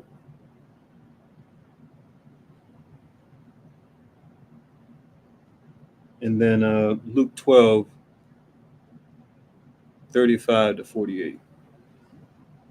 Luke chapter 12, 35 to 48. And then Luke 11, 5 to 8. That's the parable of the friend at night, the friend that comes at an inconvenient time, right? But they have a need, they have a necessity, right? But it talks about the way Christ kind of frames the parable. It's like someone knocking on your door at a, some might say, an improper time or improper hour. Yet they have help, or they are in need of help. And like, what do you do in a situation like that, right? Your hope obviously is not to do that, but if you got no other options, sometimes misfortune can befall you at unopportune times. And who can you go to? Who can you trust when those unopportune times come? Especially if the timing is it's not the best, right? So that's Luke 11, 5 to 8, a parable asking that question and looking at when something should be done. And if it's not done at the best time, we know what to do about it. The next one in Luke 13, 6 to 9, that's the parable of the barren fig tree, which is interesting because you read that one, it very much parallels the law you read about in Leviticus, where it goes into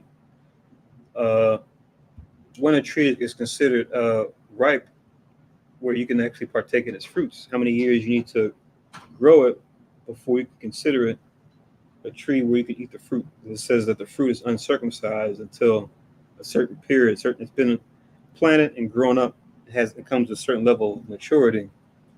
But before then, you're not supposed to eat of its fruit. But in that parable, it kind of alludes to that same law where he says, why is this tree here? Cumbereth the ground, doesn't grow anything. And he says, the man says, okay, look, give it one more year. If it still doesn't grow anything, then we can pluck it up. And it's funny because when he gives that parable, he doesn't really break it down, but I guess he kind of leaves it to you to put two and two together. Search the scriptures, right? Go and learn what that means if you didn't really catch the drift of what he's talking about. But the focus there being the interrogative when. And then the group of three scriptures I gave you before, Matthew, Mark, and Luke, those are all the parable of the faithful servant. That's what they call it, the faithful servant, which, if you guys don't remember, it's the one where he says, you won't know when the Son of Man cometh, right? If he'll come at midnight, if he'll come at the cock crowing, the morning, right? So to continue to watch, because you don't know when the good man will return to the house. It says he's like a man who left his servants in charge, and he says, to pretty much be on watch because you don't know when he'll come back. You don't want to be, sleeping on the wall doing, night watch, and the householder comes back, or the good man comes back, and he sees his servants just asleep or goofing off, or just playing cards, not really paying attention to what's going on. Like, if anything, you want to rotate, right? As watch, you say, okay, I got the first watch. You guys can do whatever, and then we'll take turns sleeping or take turns, at our leisure. You're always going to have somebody watching, someone taking note of what's going on. That's our job, right?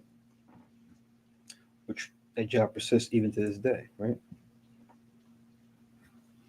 See, that's the parable of the faithful servant. So that one focuses on when. Then the third definition, I think the third thing you want to define in labor negotiations, they say, is to define what we're willing to do to fix it.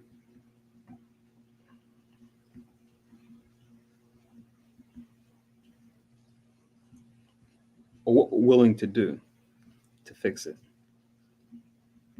The problem, that is.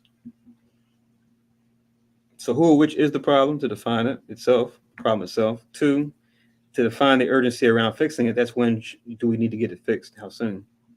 The sense of urgency. And finally, the third one, which is defining what we're willing to do to fix it from both sides, right? From the worker side and from the employer side, right? Which this is the interrogative what, which we tie to, as far as parts of speech, that would be a verb. When being a preposition, soon, later, and who or which obviously being nouns, persons, or things, which we kind of covered already.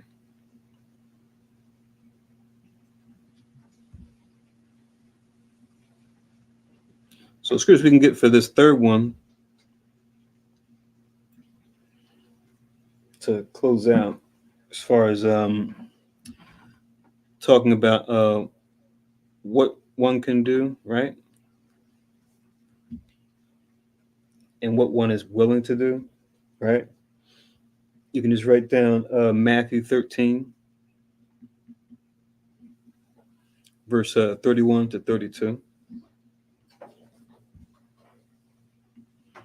Also going to write down Mark chapter 4, verse 30 to 32.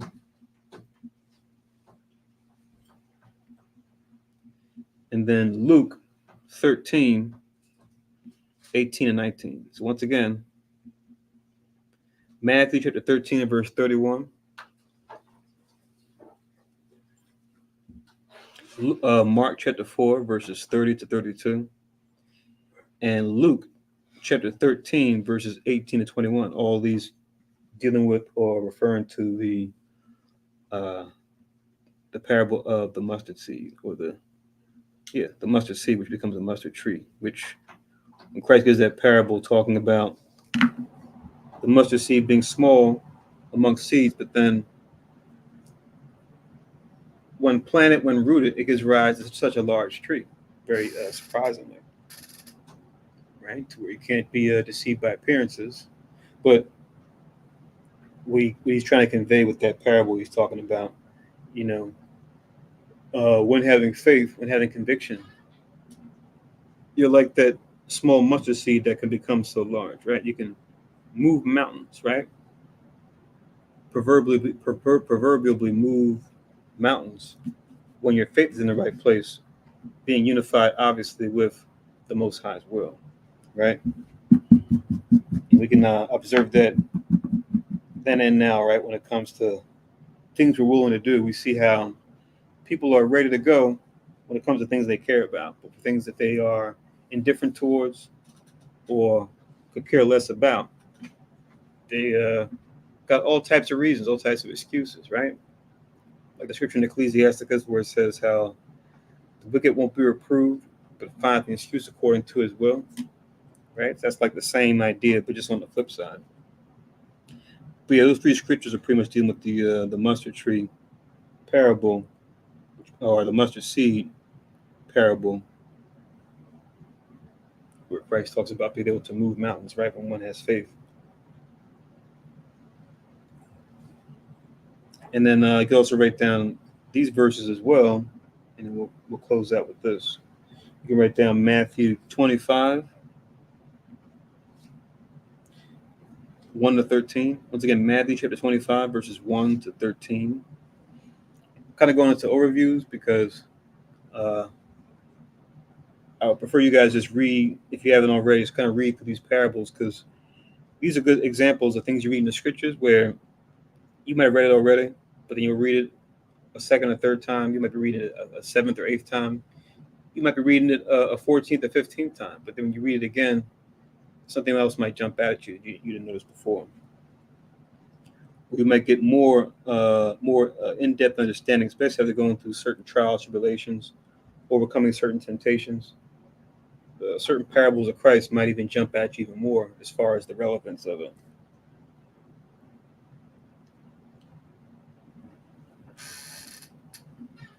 But yeah, this Matthew 25, 1 to 13 is the parable of the 10 virgins, where it talks about those that had oil for their candles and those that didn't. And what the outcome was for the five that did and the five that didn't, what it meant.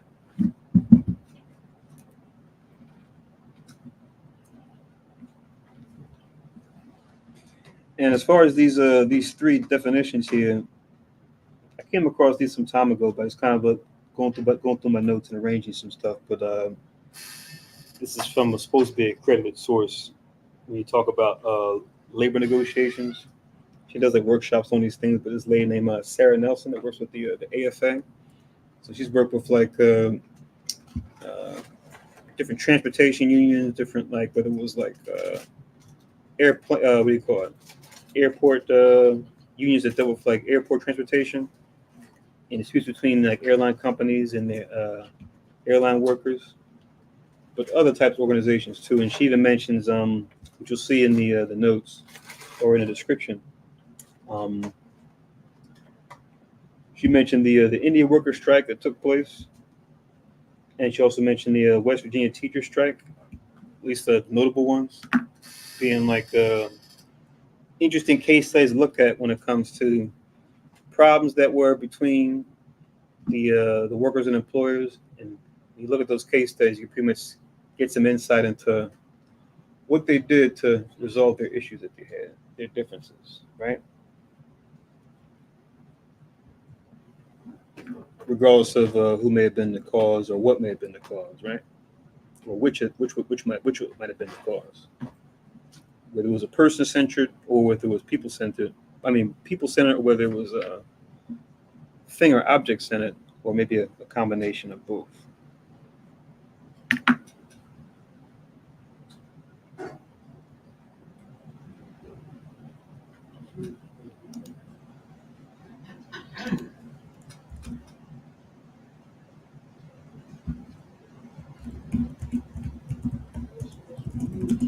Got to add that. Let me see.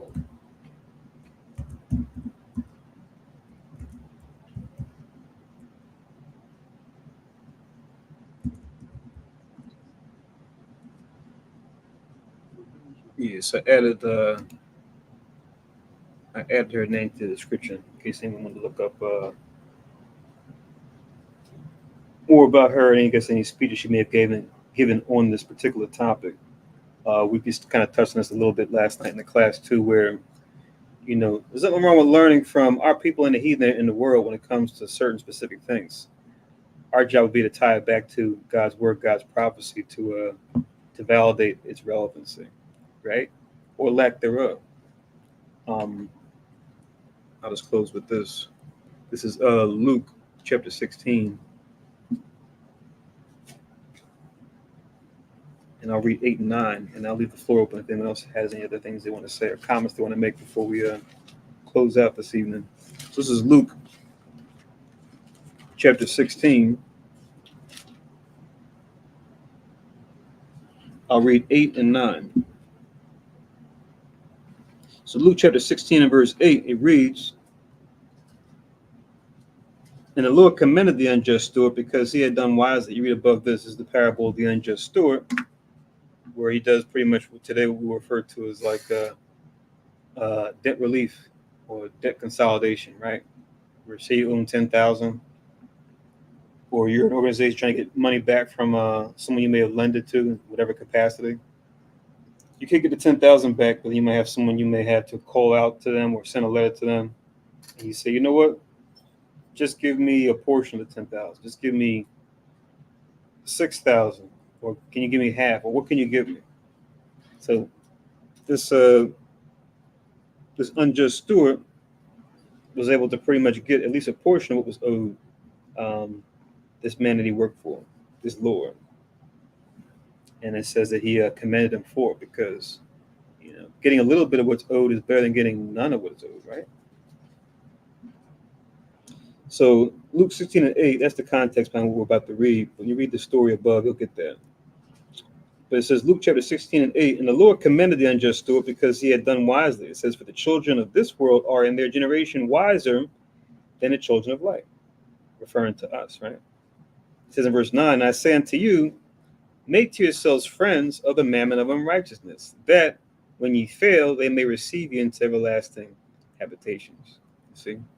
So also I could easily have one of your people or a stranger even that's in the world, your people being in the world, strangers obviously are not dealing with God, but the Most High could have them be at the right place at the right time to come to your aid, to help you, to assist you with securing a job or a contract or a deal or whatever it is, depending on what type of work that you may do. Most High can easily do that. And does that mean that they're saved? Not necessarily. If they're one of our people, they might repent, but they may not repent eventually. But the Most High can still have them come to your aid when you might be down and out or might be without certain insight. He can place these people in your life to help you with certain situations, right? As an extension of help coming from him, just to see if you're going to acknowledge, okay, the Most High, I have him to thank for my going out and my coming in, right, every day, right? It's because of him that he's allowed me to have success and to put me or align me with folks that have allowed me to have a certain measure of success, even in this sick-sad world, this sick-sad empire that we're in right now, this whore of an empire, whore of Babylon.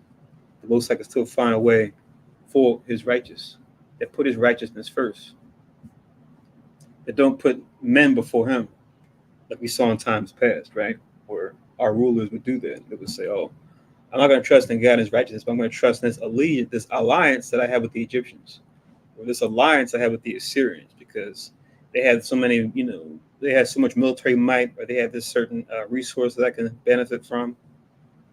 Not realizing the Most High is the one that even allowed you to benefit from that relationship to begin with.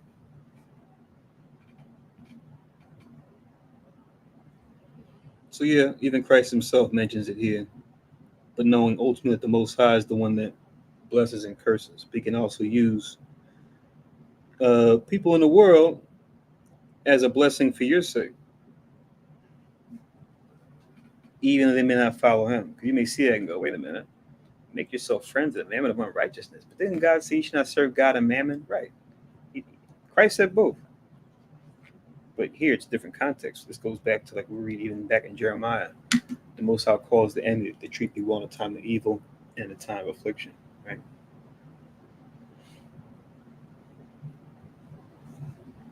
Even Paul mentions that in his letters about as much as life in you, to live peaceably with all men, right?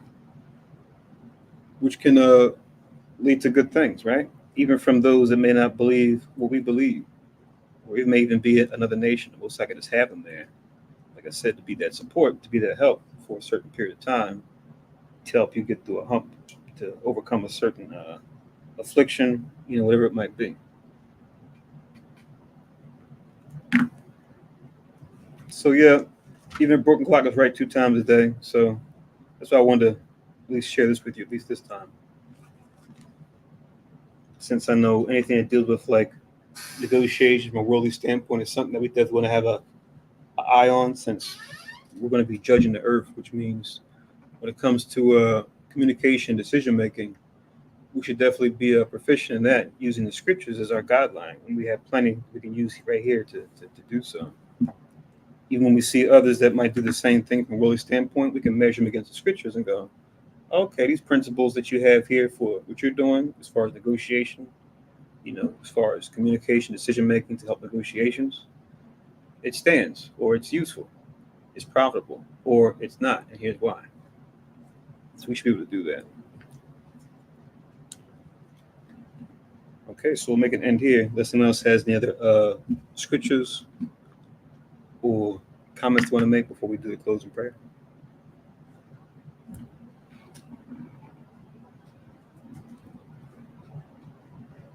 All right. So with that, we'll say Ashraq Kadash, or Ashraq Kadash Shaliyasha, like you see in the bottom here, or happy third new moon, Yasharala. Dwyer for joining us on this weeknight, which sometimes can kind of be tough, right? To at least you can tune in for a portion of it. That's Tawab if you can't watch the whole thing. If you have to, rise up in the morning to handle some errands and whatnot, if you weren't able to take off. But either way, enjoy the new moon to the best of your ability, even if you do have to be up early, as some of us do. But we're going to enjoy the feast here as the Most High will allow it. And we hope that you guys do the same. And we say, as we like to always say at the end of our services, we always want to give thanks to the Most High in Christ by way of the Holy Spirit, or in the Hebrew, Barakatei Yahweh, by Hashem Yahweh Shai, Laharuch HaKodash. Hopefully we're able to edify you guys on the new moon, as well as the scriptures we brought out this evening, dealing with certain prophecy, dealing with certain things when it comes to communication, when it comes to negotiating, etc., etc. Hopefully that was helpful. Hopefully that was edifying. Oh, and I'll share this as well, because I did it, I think, when I had the last Sabbath service. So, like we said, every Monday you go to the website for the U.S. government, their National Agricultural Statistics Survey. I think that's what it stands for, but it's like nass.usda.gov. And if you pull up the Monday report, which was the 3rd that just passed a couple of days ago, and if I shared this, which you'll see here is the report from 3rd of June. Last week we only had the winter wheat headed, which we see here highlighted, but now we've got winter wheat harvested. Remember we saw last week that Oklahoma was at 100%, so we said, yeah, more than likely the harvesting will begin, at least there. It looks like as of June 2nd, not only Oklahoma, it looks like 22% already. We got North Carolina, we got Missouri, we got the 18 states, I guess, that aren't in this list that are kind of put together as one that I guess grow small amounts, but these states you see here are the top growers of wheat in North America. But yeah, so Oklahoma looks like they're actually second place. First place is actually Texas, and then we got Arkansas at 10% harvested, California 5%, Missouri at 5%. North Carolina at 10%, and the rest of the states at 6%. So if we want to be exacting, even I know us different camps, while we believe the same, we're still trying to resolve how we want to come together when it comes to this holiday. But um, with the research we've done here as far as the North America and the wheat harvest, it would appear like we were pretty much, according to at least this year, if it's kind of a moving target, we try to just put a stake in the ground and say, okay, we'll just observe the first fruits around this time. But technically, this week, we actually should begin counting, right? If we were like on these farms, we were growing this ourselves, if we wanted to be a perfect scenario where we're actually in the land growing it, we would start counting this week. So we would count 7 Sabbaths since we see that the wheat harvest began this week just passed. So yeah, when you go back in time, I put together a spreadsheet going back to like the early '90s, basis like this data and data from other places. It looks like, it seems as though it's usually either the last week of May or the first week of June. Sometimes it might be the third week of May, but usually it tends to be the last week of May or the first week of June, at least over these last couple of years, when the winter wheat harvesting actually began. That's kind of been the pattern. Like I said, every year it's subject to change, but that's usually the pattern, at least from the data that I looked at here in North America. But just wanted to share it with you guys as far as just a little insight into first fruits and how to keep it. But hopefully that was edifying too. But yeah, if you want, I'll just post the link here in the chat. And then just look for the one that says June 3rd, because I think that's the latest. If you scroll down, the latest release was June 3rd. You can pull that up. I pulled the PDF. You can pull it up as a PDF, a text file, or a zip file. But yeah, that's the link I posted is for the crop progress in North America, if you're interested. All right. So yeah, once again, Brakat Yahal by Shemi Awashal, Laharuch HaKodash, Wa Ashar Kadash. Happy New Moon to everybody. It's here in the chat. We see you guys here. We see everyone is here and filling. Shalom. Enjoy the feast. Thank you for joining us this evening. This was Wednesday evening. Stay in the spirit. Continue to watch and pray. Right until that great day that our Lord and Savior comes back. And with that, we'll do the closing prayers. So, Shrakadash wa Laila Tuwa.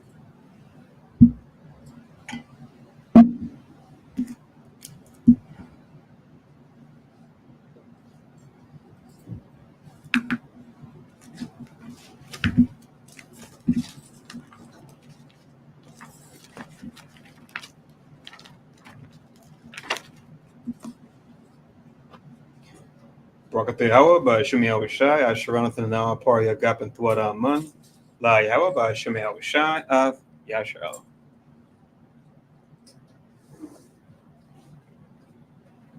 English translation. Blessed are you, Yahweh, in the name of Yahweh Shai, that gives to us the fruit of the vine. Thank you, so be it, to Yahweh, in the name of Yahweh Shai, with Israel.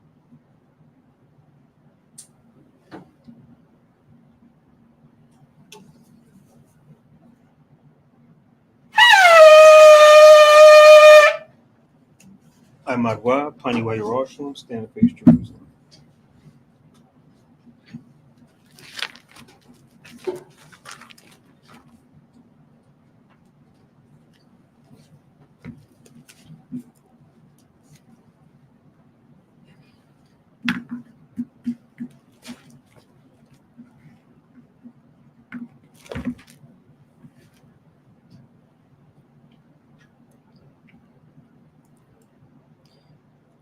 Yahweh, Ba'asham, Yahushai, Babakushai, Shemai, Lanawa, Aita, Yum Yum, Aita, Shalak, Mike Allah, Wa Allahayim, Tazwadakim, La, Shamar Ayel, Barak, Rapah, Magun, Wa Chazayak, Banya, Yasha Allah, Wa Shalat, Lanawa, Rabiam, Kakama, Rabiam, Da'ait, Rabiam, Bayanah, Rabiam, Sabalanwath, Rabiam, Amawan, Rabiam, Aqua, Rabiam, Ahabiam, Rabiam, Haganah, Rochanaya, Wasalak, Kal, Katayanawa, La Akim, Wa Akiwa, Wayasha'ala, Damyad, Waiwalam, Basham, Yahawashad, Tawada, Aman.